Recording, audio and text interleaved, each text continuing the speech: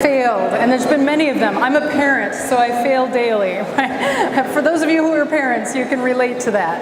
And I have a 13-year-old, so I really do fail daily. But in reality, there's lots of times in my life that I've failed, and I've learned from those failures. One of the first times that I faced a major failure was I went to college and I wrote my first English paper. And the professor graded that paper, and it came back with a giant C- and the words pompous-assed and jargon-filled written on the top. If you can imagine, that's one of those moments where you do a double check and you think about yourself and you think about what created this response and what did I write. I look at that paper now and I think, yeah, that professor was correct. It was really pompous, and it was lots of jargon, words in there that weren't necessary. It was not written well. But the reality is, I teach business writing now. I'm a journalism major. I have had success in that process, right? We learn, thank you. We learn from our failures, and I'm sure that many of you, as you describe those failures, you can think about what you have learned from it. But sometimes it feels very personal, and there are two things that drive it when it feels personal. It's when we hold ourselves accountable to too much, and when we have hurt other people. So we'll talk about those two angles just briefly. We feel sometimes like we have failed others when we actually compare ourselves to others. There's nobody in this room that has the same gifts as anybody else. And you're not supposed to have the same gifts as anybody else. But we will look at somebody else and say, but I'm not successful because look at what they have done. And the reality is you're exactly where you're supposed to be. You have been given the gifts that you've been given for your purpose. So we can't compare ourselves. We can't go on social media and say, but look at what that person has done. Look at how successful they are. Look at how perfect their family is. We can't do that. You are you. You are you individually and uniquely. Sometimes we fail ourselves if we have a strong sense of perfection. And Brené Brown is a researcher, and she writes about shame. And she talks about wherever perfection is in the driver's seat of your life, shame rides shotgun. And I love that image because without perfectionism, when we are perfect and think that we need to be perfect, there will always be a sense of shame that follows us because we will never be perfect. And we also feel like we failed ourselves when we hold unrealistic expectations of what others think of us. So I would hold an unrealistic expectation if I thought that all of you thought that this presentation should be absolutely perfect, given the fact that we've had rain swooping in and everything else. But there are people out there that would walk away beating themselves up because it was not perfect. I'm disappointed you, even though I didn't. So we have to be careful that we're not thinking about ourselves and deciding what other people want from us. We need to make sure that we are thinking properly about our perspective. The other time we feel like we have failed personally is oftentimes when we've actually failed others. And there have been times when every single one of us has failed somebody. Maybe we've said hurtful words. Maybe we've had a relationship or a marriage that has broken up and we feel like we've failed. Maybe we've had a situation at work where we crossed an ethical line, or maybe there was just a challenge and it didn't work out for us. And it can feel devastating and earth-shattering. It can be an indicator of our worth, and it needs to not be those things for us. And what we need to do when we feel like we've failed, we need to end critical self-talk. I never, I can't. Those vocabulary pieces need to leave us.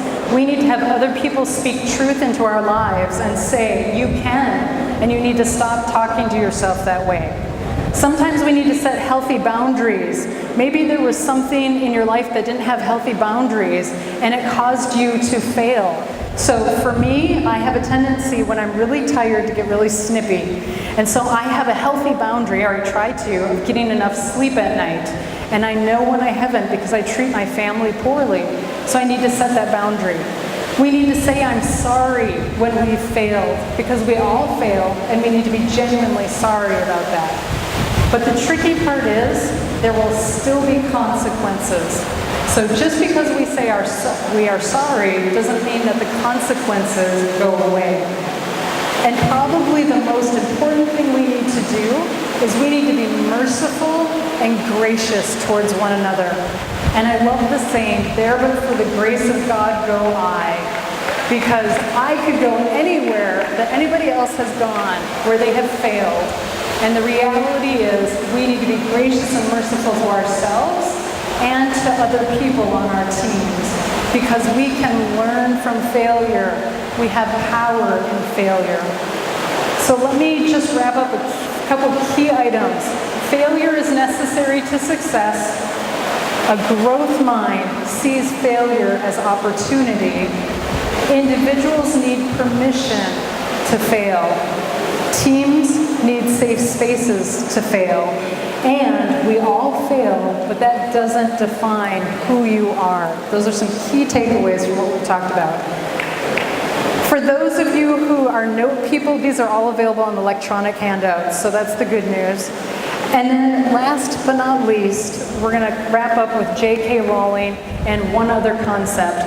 And she, remember, faced all these failures, all these rejections. And she has a beautiful quote. It is impossible to live without failing at something.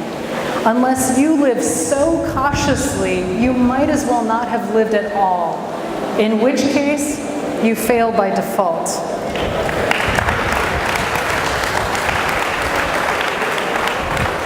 I love that sentiment. We can't not try. We will fail. It will be okay. If you want to know more, you can follow me on social media. Sarah J. Gibson is my tag for most things, at SJ Gibson Speaks for Twitter. So I know some of you are social media folks, you want that. And I want to leave you with one final thought. And that final thought is that failure can be something that we allow others and ourselves to place on our own heads, and we can let that weight crush us. Or we can take failure and we can put it underneath our feet, and we can stand on those failures and we can learn from them and see the horizon in front of us. So that's my hope for you as credit unions and as individuals, that you will learn from your failure and that power will be something you embrace. So thanks for the adventure. This was fantastic.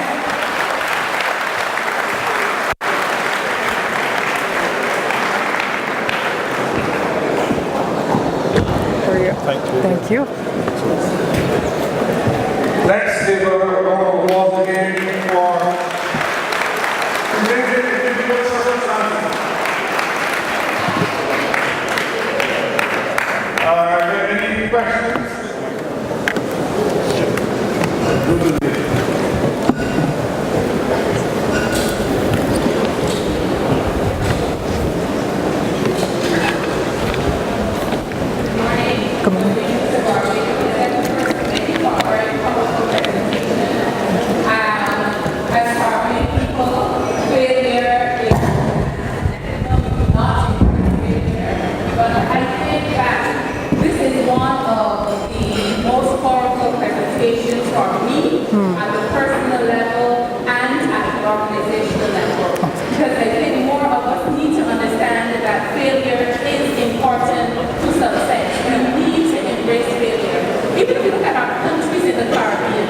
My dear friend Hannah teases me that my country, Barbados, is the sky is falling in. Unlike him though, I see that there are opportunities despite difficulties that we have. More of us need to start thinking like that. And on that note I will end. A positive outlook is always so much better than a negative outlook. So thank you very much for sharing that hope that we need to share more enrichment. Thank you, Sarah. And now the following one picture.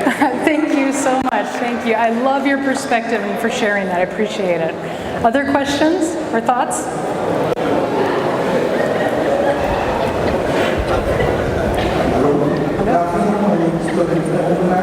From Curacao, USA. My question is, how much do you fail? Because failure is a risk, a big risk for the cooperative we are doing it. We are doing it union members first, and if we give too much room, it can be the other way also. So how much room for risk? How much room for risk? I love that question. Thank you for that, because you have to be responsible. You have members that you are accountable to and members that you serve. And so I think it is important that we are fiscally responsible, but that we also take advantage of those. And every one of your credit unions is going to have to weigh what that is. But you're going to have to look at it and say, is it worth the risk of this? And I think a good measure is, what are my benefits? What is the possible gain? We do this all the time in our lives, and we'll say, what is the risk of my investing my money this way versus that way? And there are times that we're going to have to switch strategies. So that's kind of a political answer. I haven't given you anything strong and solid, but I think definitely weighing the cost and the benefits is so key to that process. But also realizing that we're going to learn if we do risk something, and if we fail, we've got to keep that growth mindset in mind and give yourself permission there. So thank you. Any other questions? All right, thanks. Thank you, Mr.